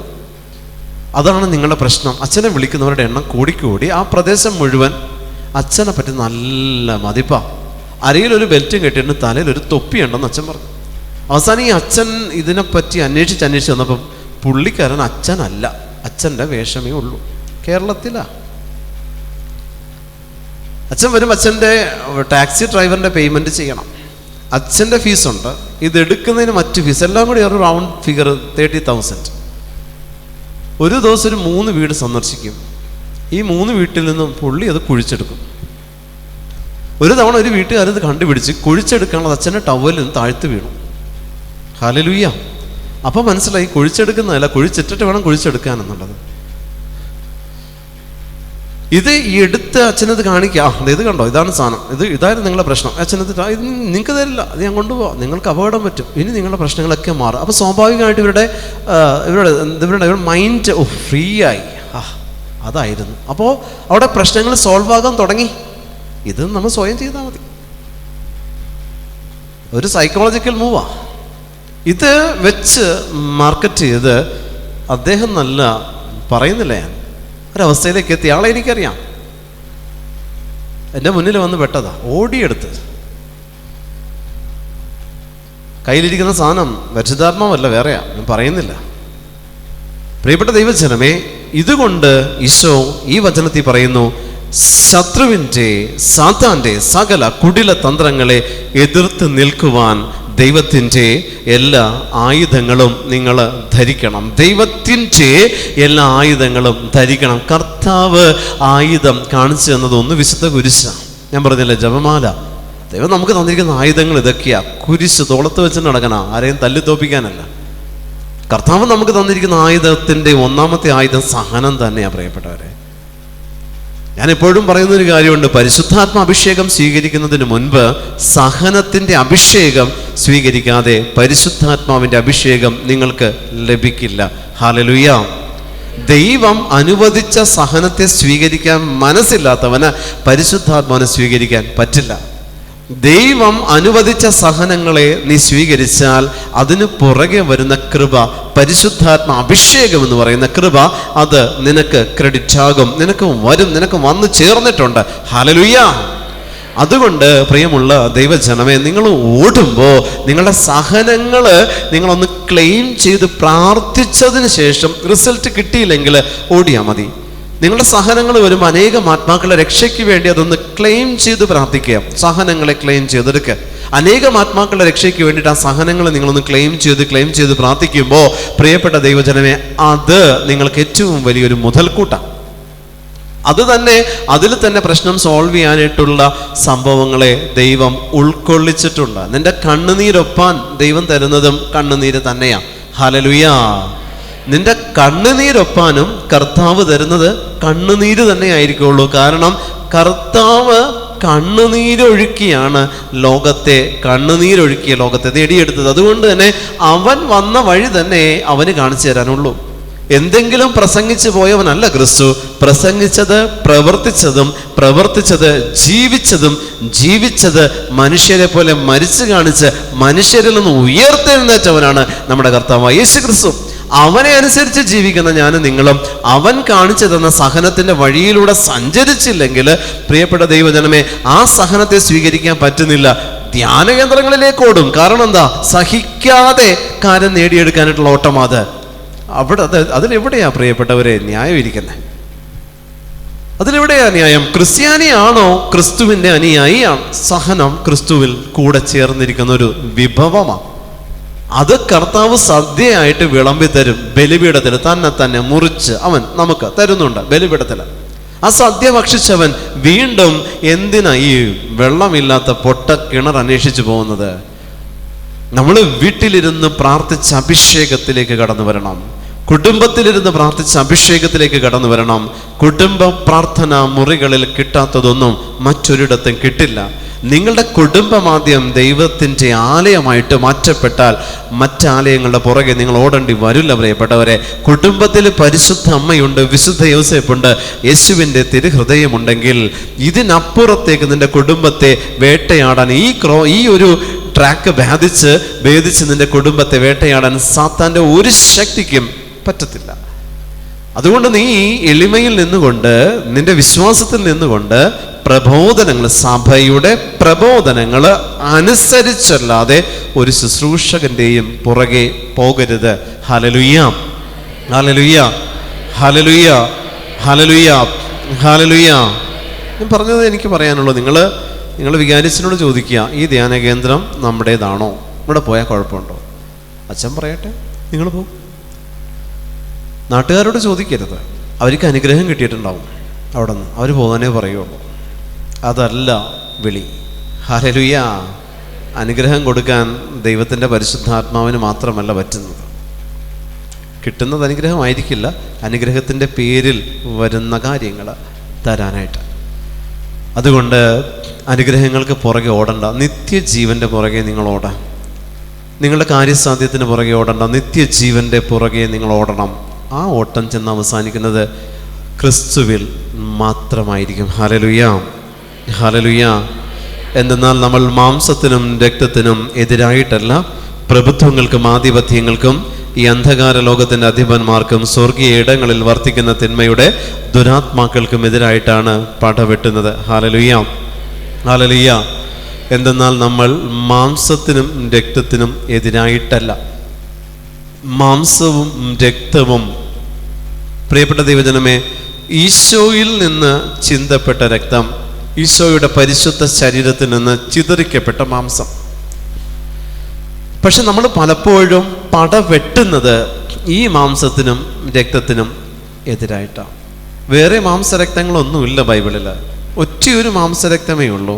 അത് കർത്താവായ യേശു ക്രിസ്തുവിൻ്റെ പരിശുദ്ധ രക്തവും പരിശുദ്ധ ശരീരത്തിൽ നിന്ന് ചിതറിക്കപ്പെട്ട മാംസവുമാണ്. ഇതിനെതിരെ നമ്മൾ പടവെട്ടിക്കൊണ്ടിരിക്കുക. എന്താ കാരണം? എന്ത് വന്നാലും നമ്മൾ കോംപ്രമൈസ് ചെയ്യുന്നത് കർത്താവായ യേശു ക്രിസ്തുവിനോട് മാത്രമേ കോംപ്രമൈസ് ചെയ്യുള്ളൂ. അവിടെ എല്ലാത്തിനും കോംപ്രമൈസ് ഉണ്ട്. കുടുംബ പ്രാർത്ഥനയുടെ ടൈം അങ്ങോട്ടും ഇങ്ങോട്ടും മാറ്റും. ഒരു ഗസ്റ്റ് വീട്ടിൽ വന്നാൽ കുടുംബ പ്രാർത്ഥന 8 എന്നുള്ളത് 10 ആകും, കുഴപ്പമില്ല, കർത്താവ് അഡ്ജസ്റ്റ് ചെയ്തോളും. ഉപവസിക്കുന്ന സമയത്ത് വിശന്നാൽ 2 എന്തെങ്കിലും ഒരു സാധനം എടുത്ത് വാങ്ങിയിട്ട് വിശപ്പ് തീർത്ത് വീണ്ടും ഉപവാസം ആരംഭിക്കും. കർത്താവ് കോംപ്രമൈസ് ചെയ്യും. എല്ലാത്തിലും ഒരു പാപം ചെയ്താൽ കുമ്പസാരക്കൂട് എന്നുള്ള ഒരു സംഭവത്തെ കണ്ടുകൊണ്ട് അവിടെയും കോംപ്രമൈസ് ചെയ്യും. എല്ലാത്തിലും കോംപ്രമൈസ്, പടവെട്ടിക്കൊണ്ടിരിക്കുക. ആർക്കെതിരെയാ? കർത്താവിനെതിരെ. നമ്മുടെ കർത്താവായ യേശു ക്രിസ്തുവിനെതിരെ നമ്മൾ പടവെട്ടിക്കൊണ്ടിരിക്കുക. എല്ലാത്തിലും പടവെട്ടുന്നത് അവനോടാ. കാര്യം സാധിച്ചില്ലെങ്കിലും അവനോട് പടവെട്ടും, ഞാൻ പ്രാർത്ഥിച്ചിട്ട് കിട്ടിയില്ലെങ്കിലും അവനോട് പടവെട്ടും, ഞാൻ ചോദിച്ചിട്ട് അവൻ തന്നില്ലെങ്കിലും അവനോട് ഞാൻ പടവെട്ടും. എൻ്റെ എല്ലാ രോഷവും, എൻ്റെ എല്ലാ വ്യാധികളും, എല്ലാ ബുദ്ധിമുട്ടും അവൻ്റെ ശിരസിൽ കൊണ്ടുപോയി ഞാൻ കമഴ്ത്തിയിടുക. എന്നിട്ട് ഞാനിങ്ങനെ നിന്നിട്ട് പറയും, ഞാൻ ഇത്രയും പ്രാർത്ഥിച്ചിട്ടും എനിക്കൊന്നും കിട്ടിയില്ല. പടവെട്ടിക്കൊണ്ടിരിക്കുക തമ്പുരാൻ കർത്താവിൻ്റെ മുൻപിൽ. പ്രിയപ്പെട്ട ദൈവജനമേ, കുരിശിൽ കിടക്കുന്ന ക്രിസ്തുവിനെ നോക്കി നിങ്ങൾക്ക് എങ്ങനെ പറയാൻ പറ്റും ഇത്? അവൻ കുരിശിൽ കിടക്കുന്നത് 3 ആണികളിലാണ്. അവൻ കുരിശിൽ കിടക്കുന്നത് 3 ആണികളിലാണ്. അവൻ്റെ മുഴുവൻ ശരീരഭാരവും ആ 3 ആണികളിൽ തൂങ്ങിക്കിടക്കുന്ന ക്രിസ്തുവിൻ്റെ ആ ഒരു ത്യാഗത്തിലേക്ക് നോക്കിയിട്ടാണ് നമ്മൾ ചോദിക്കുന്നത്, എനിക്ക് കുറച്ചും കൂടി സുഖത്തിലും സൗകര്യത്തിലൊക്കെ ഒന്ന് ജീവിക്കണമെന്ന്. Hallelujah, hallelujah. കുരിശിൽ ഈ അർദ്ധപ്രാണൻ എന്ന് പറഞ്ഞാൽ പറ്റില്ല, എല്ലാം പോയി അവസാനം ഒന്നുമില്ല ചിന്താനായിട്ട്. ആ അവസ്ഥയിൽ കിടക്കുന്ന ക്രിസ്തുവിനെ നോക്കിയിട്ട് പറയുക, എനിക്ക് കുറച്ചും കൂടെ സൗകര്യം വേണം, എനിക്ക് കുറച്ചും കൂടെ സുഖ സൗകര്യങ്ങൾ വേണം. ഈ കുരിശിനെ നോക്കിയിട്ടാണ് പറയണേ. അപ്പോൾ പിന്നെ കുരിശിനെ നമ്മൾ സ്വീകരിച്ച മനോഭാവം എന്താ? രക്ഷയുടെ കുരിശല്ല, കാര്യസാധ്യത്തിൻ്റെ കുരിശാണ് ക്രിസ്ത്യാനിയെ സംബന്ധിച്ചത്. രക്ഷയുടെ കുരിശ് എന്ന് പറഞ്ഞാൽ നിനക്ക് നിത്യജീവൻ അവകാശമാക്കാനുള്ള രക്ഷയുടെ കുരിശാണ് അവൻ കാൽവരി മുകളിൽ നാട്ടിയത്. പക്ഷെ ക്രിസ്ത്യാനി അതിനെ സ്വീകരിച്ചത് കാര്യസാധ്യത്തിൻ്റെ കുരിശായിട്ടാണ്. കാര്യസാധ്യം വേണോ? കുരിശിൻ്റെ മുന്നിൽ ചെന്ന് മുട്ടുകുത്തും, കൈവിരിക്കും, കുരിശടയാളം വരയ്ക്കും. കാര്യസാധ്യം വേണം, ശത്രുവിൽ നിന്ന് പ്രൊട്ടക്ഷൻ വേണം, കുരിശടയാളം വരയ്ക്കും. കാര്യസാധ്യമാണ്, ശത്രു എന്നെ ആക്രമിക്കും. സാത്താൻ്റെ കുടിലതന്ത്രങ്ങൾ ജയിക്കണം, കുരിശടയാളം വേണം. അവിടെയൊന്നും ഈ കുരിശ് ആരാധനയില്ല, കുരിശടയാളമേ ഉള്ളൂ. വിശുദ്ധ കുരിശിനെ ആരാധിക്കില്ല. വിശുദ്ധ കുരിശാകുന്ന സഹനങ്ങൾ തോളിൽ വെച്ച് തന്നാൽ അതിനെ നിന്ദിക്കും. പക്ഷെ കുരിശിന്റെ മുന്നിൽ പോയി മുട്ടുകുത്തി കുരിശടയാളം വരച്ച് പ്രൊട്ടക്ഷൻ എടുക്കും, നടക്കില്ല. Hallelujah, hallelujah. വിശുദ്ധ കുരിശിന്റെ അടയാളത്താലെ ഞങ്ങളുടെ ശത്രുക്കളിൽ നിന്ന് ഞങ്ങളെ രക്ഷിക്കണം. നമ്മൾ പ്രാർത്ഥിക്കുന്ന ദിവസവും ഒരു തവണയെങ്കിലും പ്രാർത്ഥിക്കാത്ത ദിവസം ഉണ്ടാവില്ല. വിശുദ്ധ കുരിശിന്റെ അടയാളത്താലെ ഞങ്ങളുടെ ശത്രുക്കളിൽ നിന്നും ഞങ്ങളെ രക്ഷിക്കണം. ഞങ്ങളുടെ ശത്രുക്കളിൽ നിന്നും ഞങ്ങളെ രക്ഷിക്കാൻ ദൈവം ഞങ്ങൾക്ക് തന്ന വിശുദ്ധ കുരിശിന്റെ പേരാണ് സഹനം.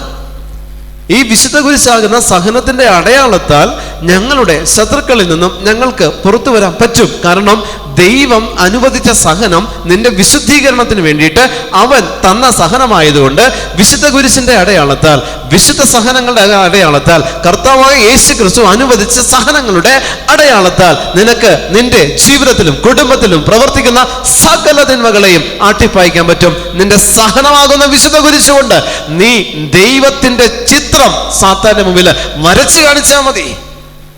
സഹനമാകുന്ന വിശുദ്ധ കുരിശ, സഹനമാകുന്ന വിശുദ്ധ കുരിശിനെ തള്ളിക്കളഞ്ഞിട്ട് വിശുദ്ധ കുരിശിന്റെ അടയാളത്താലെ ഞങ്ങളെ രക്ഷിക്കണമെന്ന് പറഞ്ഞാല് ഈ കുരിശിനെ സ്വീകരിക്കാത്തവൻ എന്ത് അർത്ഥത്തിലാ കുരിശ് വരയ്ക്കാൻ നിൽക്കുന്നേ? കുരിശിനെ സ്വീകരിക്കാത്തവന് എന്തടിസ്ഥാനത്തില്, അവന്റെ എന്ത് യോഗ്യതയില് അവന് കുരിശ് വരയ്ക്കാൻ പറ്റും? നമ്മൾ കുരിശ് വരയ്ക്കുന്നുണ്ടെങ്കിൽ കുരിശുമായിട്ട് ബന്ധം ഉണ്ടാകണം. കുരിശ് വരയ്ക്കുന്നവന് കുരിശുമായിട്ട് യാതൊരു ബന്ധവും ഇല്ല. സഹനത്തെ എതിർക്കുക, സഹനം വരുമ്പോ ഓടുക, 4 വഴിക്കും ചിതറി ഓടുക, സഹനത്തെ ഒഴിവാക്കാൻ. എന്നിട്ട് കുരിശടയാളം വരയ്ക്കുമ്പോ ഈ കുരിശുമായിട്ട് ബന്ധമില്ലാത്തവൻ കുരിശ് വരച്ചിട്ട് എന്താ കാര്യം പ്രിയപ്പെട്ടവരെ? കുരിശിനെ തള്ളിക്കളയല്ലേ. അതിന് നിങ്ങൾക്ക് ദൈവത്തിന്റെ മുൻപിൽ വലിയ വില ദൈവം നിങ്ങൾക്ക് തരും. നഷ്ടപ്പെട്ടു പോവില്ല നിന്റെ ഒരു കുരിശും. നീ ഒഴുക്കിയ ഒരു കണ്ണീരും കർത്താവ് പാഴാകാൻ സമ്മതിക്കില്ല. അതിന് പ്രതിഫലം ഉണ്ട്. ജീവിതം കൊണ്ട് പറയാ, അനുഭവം കൊണ്ട് പറയാ, പ്രതിഫലം ഉണ്ട്. കൃപ കിട്ടും, അഭിഷേകം കിട്ടും, ആത്മാക്കളെ കിട്ടും.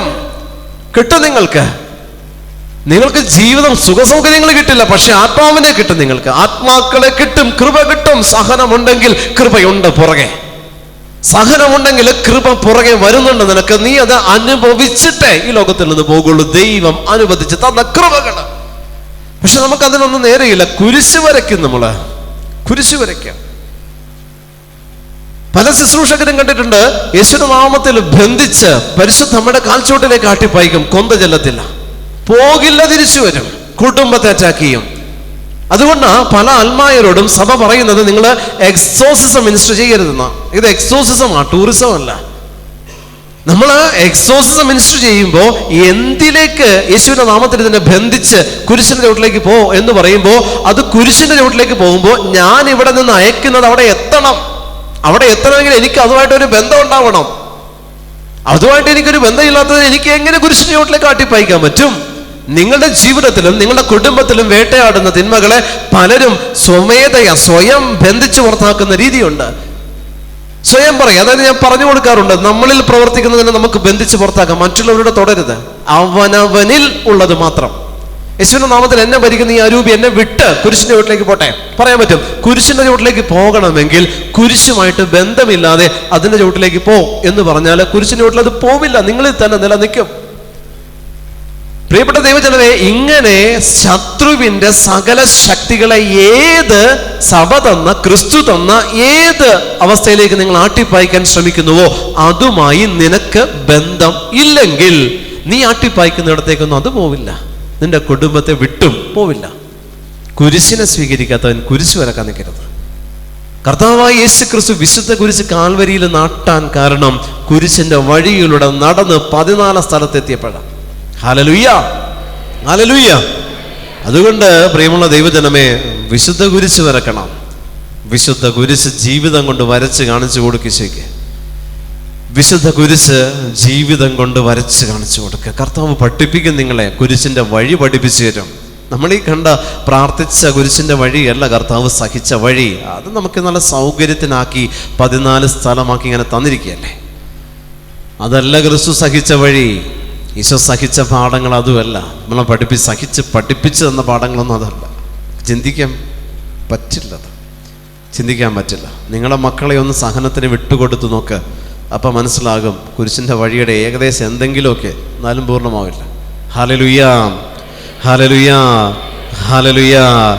എന്തെന്നാൽ നമ്മൾ മാംസത്തിനും രക്തത്തിനും എതിരായിട്ടല്ല, പ്രഭുത്വങ്ങൾക്കും ആധിപത്യങ്ങൾക്കും ഈ അന്ധകാര ലോകത്തിൻ്റെ അധിപന്മാർക്കും സ്വർഗീയ ഇടങ്ങളിൽ വർത്തിക്കുന്ന തിന്മയുടെ ദുരാത്മാക്കൾക്കും എതിരായിട്ടാ. പ്രഭുത്വം, ആധിപത്യം, ഇത് രണ്ടും എന്നിൽ തന്നെയുണ്ട്. പ്രഭുത്വവും ആധിപത്യവും എന്നിൽ തന്നെയുണ്ട്.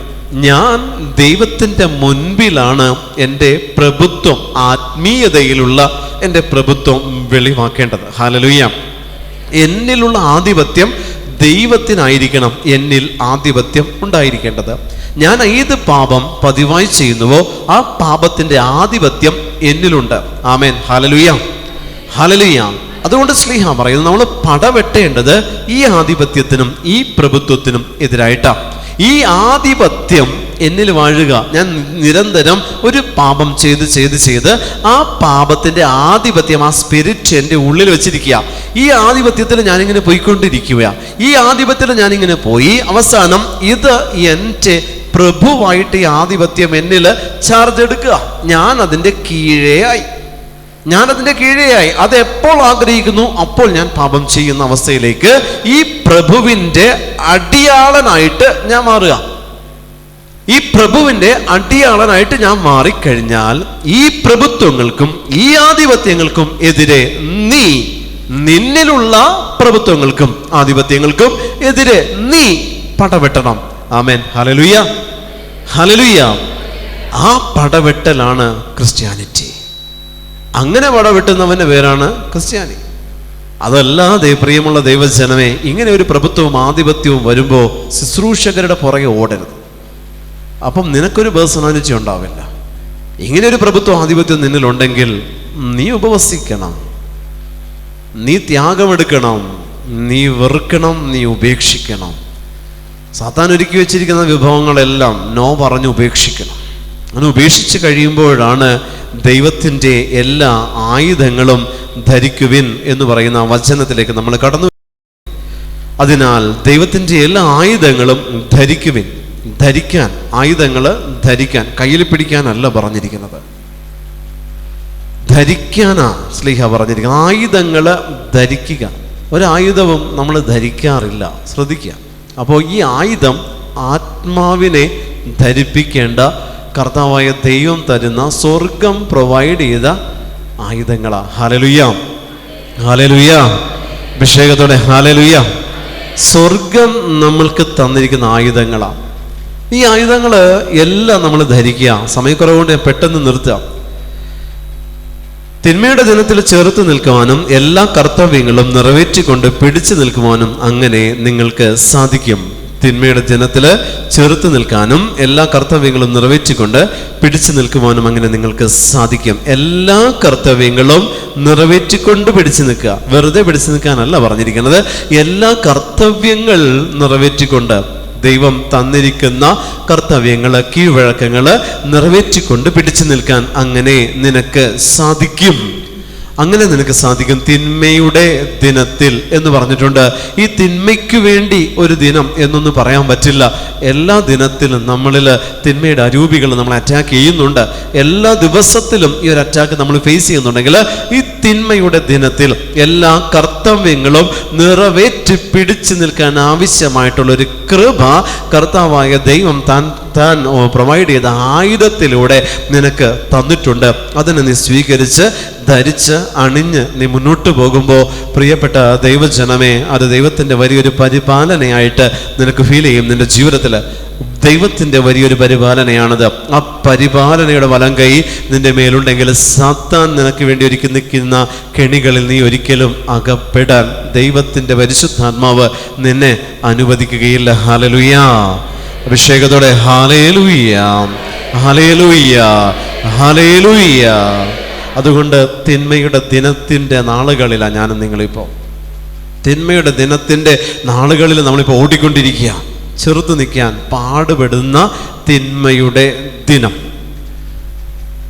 തിന്മയുടെ ദിനം. പ്രിയപ്പെട്ട ദൈവജനമേ, അറിയണം, മനസ്സിലാക്കണം. അതുകൊണ്ട് നിങ്ങൾ ഒത്തിരി ധ്യാനം കൂടി എന്ന് വെച്ച് സ്വർഗത്തിൽ നിങ്ങൾക്കൊരു തരത്തിൽ എൻട്രി കിട്ടത്തില്ല. ഒരു ധ്യാനത്തിൽ നിങ്ങൾക്ക് ഒത്തിരി ആത്മാക്കൾ നേടിയെങ്കിൽ സ്വർഗത്തിൽ നിങ്ങൾക്കൊരു സീറ്റ് ഉറപ്പിക്കാം. ഓരോ ധ്യാനത്തിൽ നിങ്ങളുടെ പാപങ്ങൾ വെറുത്ത് ഉപേക്ഷിച്ചിട്ടുണ്ടെങ്കിലും നിങ്ങൾക്ക് സ്വർഗത്തിലൊരു സീറ്റ് ഉണ്ടാക്കാം. അതല്ലാതെ നിങ്ങൾ കൂടിയ ധ്യാനം കൊണ്ട് സ്വർഗത്തിൽ നിങ്ങൾക്കൊന്നും കിട്ടില്ല. നിങ്ങൾ കേട്ട ക്ലാസ്സുകളുടെ നിങ്ങൾ വിലയിരുത്തിയാലൊന്നും നിങ്ങൾക്കൊന്നും കിട്ടില്ല. അതനുസരിച്ച് നിന്നിൽ രൂപമാറ്റം വന്നാൽ ഈ ലോകത്തിൽ നിന്ന് നിന്റെ ആത്മാവ് വിട പറയുമ്പോൾ സ്വർഗത്തിൽ നിനക്ക് വേണ്ടി കർത്താവ് നിന്നെ വെൽക്കം ചെയ്യാൻ രണ്ട് കൈ വിരിച്ച് നിനക്ക് വേണ്ടി കാത്തു നിൽക്കുന്ന പിതാവായ അപ്പനായ ദൈവത്തെ നിനക്ക് അനുഭവിച്ചറിയാനായിട്ട് പറ്റും. ഹല്ലേലൂയ, അഭിഷേകത്തോടെ ഹല്ലേലൂയ, ഹല്ലേലൂയ, അതിനാൽ സത്യം കൊണ്ട് അരമുറുക്കി നീതിയുടെ കവചം ധരിച്ച് നിങ്ങൾ ഉറച്ച് നിൽക്കുവിൻ. സത്യം കൊണ്ട് അരമുറുക്കി നീതിയുടെ കവചം ധരിച്ച് നിങ്ങൾ ഉറച്ച് നിൽക്കുവിൻ. പ്രിയപ്പെട്ട ദൈവജനമേ, ഈ രണ്ട് മേഖലകളിലേക്ക് നമ്മൾ കടന്നു വരാം. സത്യം കൊണ്ട് നിങ്ങൾ അര മുറുക്കണം. നിന്റെ ജീവിതത്തിൻ്റെ അര നീ മുറുക്കേണ്ടത് സത്യം കൊണ്ട് ആയിരിക്കണം. നിന്റെ വ്യക്തിത്വത്തിൻ്റെ അര മുറുക്കുന്നതല്ല, നിന്റെ ജീവിതത്തിൻ്റെ അര നീ മുറുക്കേണ്ടത് സത്യം കൊണ്ടാ.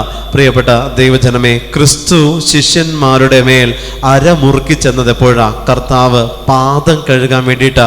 അവിടെ ശിഷ്യന്മാരുടെ മുന്നിൽ കർത്താവ് മുട്ടുമേൽ നിന്നുകൊണ്ട് അവൻ്റെ അരയിൽ ഒരു കച്ചയെടുത്ത് കെട്ടിക്കൊണ്ട് ആ കച്ചയും പാത്രം വെള്ളവും എടുത്ത് ശിഷ്യന്മാരുടെ പാദങ്ങൾ കഴുകിയതിന് ശേഷമാണ് കർത്താവ് ബലിപീഠത്തിലേക്ക് വിടുന്നതെങ്കിൽ, നീ ബലിപീഠത്തിലേക്ക് കടന്നു ചെല്ലുന്നതിന് മുമ്പ് നിന്റെ ശരീരം, നിന്റെ ആത്മാവ് സത്യം കൊണ്ട് അരമുറുക്കണം. നീ ബലിപീഠത്തിലേക്ക്, ക്രിസ്തു വിശ്വാസത്തിലേക്ക്, ക്രിസ്തു അനുഭവത്തിലേക്ക് കടന്നു ചെല്ലാൻ നിനക്ക് തടസ്സമുണ്ടോ? നീ സത്യം കൊണ്ട് അരമുറുക്കണം. നീ മുറുക്കിയ അര ഒരിക്കലും അത് അഴിഞ്ഞു പോകാൻ അസത്യത്തിൻ്റെ ആത്മാവ് നിന്റെ ആത്മാവിൻ്റെ മേൽ പ്രവേശിക്കാൻ നീ ഇട കൊടുക്കരുത്. പ്രിയമുള്ള ദൈവജനമേ, അങ്ങനെ നീ സത്യം കൊണ്ട് അരമുറുക്കിക്കൊണ്ട് വീണ്ടും പറയുന്നു, നീതിയുടെ കവചം ധരിച്ച് നിങ്ങൾ ഉറച്ചു നിൽക്കണം. നീതിയുടെ കവചം. പ്രിയപ്പെട്ട ദൈവജനമേ, വിശുദ്ധ യൗസേപ്പ് പിതാവിനെ നമ്മൾ വിളിക്കുന്നു നീതിമാനെന്ന്. ഒത്തിരി പേരൊന്നും നീതിമാന്മാരായിട്ടില്ല. നമുക്ക് വിശുദ്ധ യൗസേപ്പിനെ, കാണപ്പെട്ട ഒരു വിശുദ്ധനെ നമുക്ക് വിളിക്കാൻ പറ്റും വിശുദ്ധൻ അല്ലെങ്കിൽ നീതിമാനെന്ന്. 5 അസാധ്യ കാര്യങ്ങളുടെ മാധ്യസ്ഥ ശക്തിയുള്ളവനാണ് വിശുദ്ധ യൗസേപ്പ്.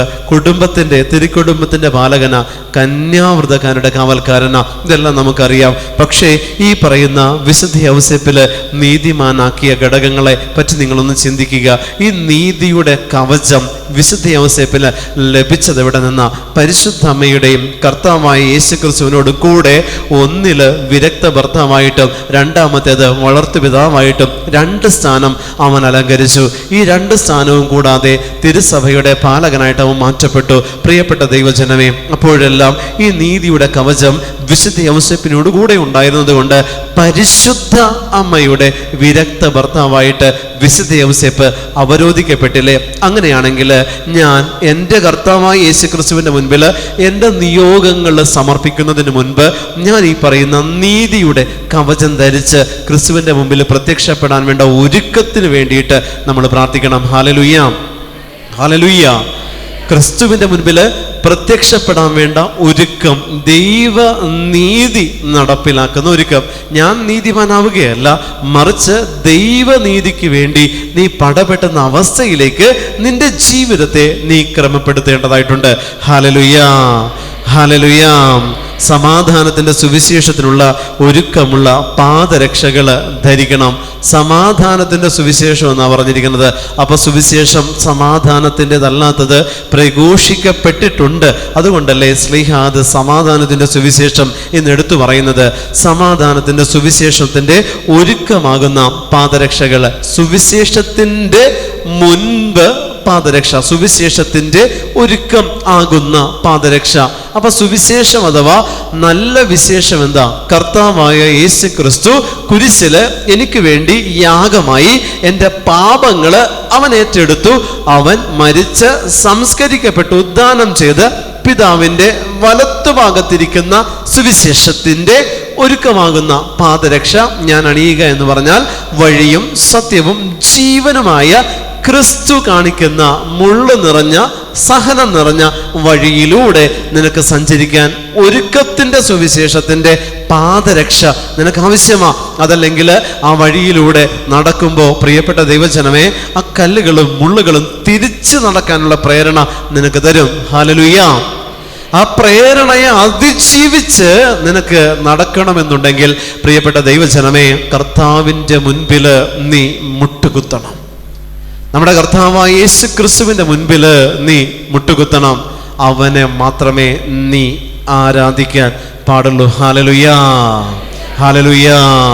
അതിന് സുവിശേഷത്തിൻ്റെ ഒരുക്കം ആവശ്യമാ പ്രിയപ്പെട്ടവരെ. സുവിശേഷത്തിൻ്റെ ഒരുക്കം അതിന് ആവശ്യമാ. സുവിശേഷത്തിൻ്റെ ഒരുക്കം ആവശ്യമാ, കിട്ടിയേ പറ്റൂ. ആ സുവിശേഷത്തിൻ്റെ ഒരുക്കമാണ്. സുവിശേഷം അധരത്തിലും പ്രവൃത്തിയിലും ഉണ്ടാവണം. അധരത്തിൽ പ്രഘോഷിക്കപ്പെടുന്ന സുവിശേഷമാണെങ്കിൽ പ്രവൃത്തിയിൽ കാണിച്ചു കൊടുക്കേണ്ട ജീവിക്കുന്ന സുവിശേഷം നിന്നിലും പ്രഘോഷിക്കപ്പെടുന്ന സുവിശേഷം അതരത്തിലും ഉണ്ടാവണം. ക്രിസ്ത്യാനിയെ സംബന്ധിച്ച് ഹല്ലേലൂയാ, ഹല്ലേലൂയാ, ഹല്ലേലൂയാ. സർവോപരി ദുഷ്ടന്റെ ജ്വലിക്കുന്ന കൂരമ്പുകളെ കെടുത്തുന്ന നിങ്ങളെ ശക്തനാക്കുന്ന വിശ്വാസത്തിന്റെ പരിച എടുക്കുവിൻ. രക്ഷയുടെ പടത്തൊപ്പി അണിയുകയും ദൈവവചനമാകുന്ന ആത്മാവിന്റെ വാൾ എടുക്കുകയും ചെയ്യുവൻ. ആമേൻ, ഹല്ലേലൂയ. ദുഷ്ടന്റെ ജ്വലിക്കുന്ന കൂരമ്പുകളെ കെടുത്തുന്നതിന് നിങ്ങളെ ശക്തനാക്കുന്ന വിശ്വാസത്തിന്റെ പരിച. ദുഷ്ടന്റെ ജ്വലിക്കുന്ന കൂരമ്പുകളെ കെടുത്തുന്നതിന് വിശ്വാസത്തിന്റെ പരിച നീ എടുക്കണം. പ്രിയപ്പെട്ട ദൈവജനമേ, സാത്താൻ തൊടുത്തുവിടുന്ന 91 സങ്കീർത്തനത്തിൽ പറയുന്ന പകൽ പറക്കുന്ന അസ്ത്രങ്ങളുണ്ട്.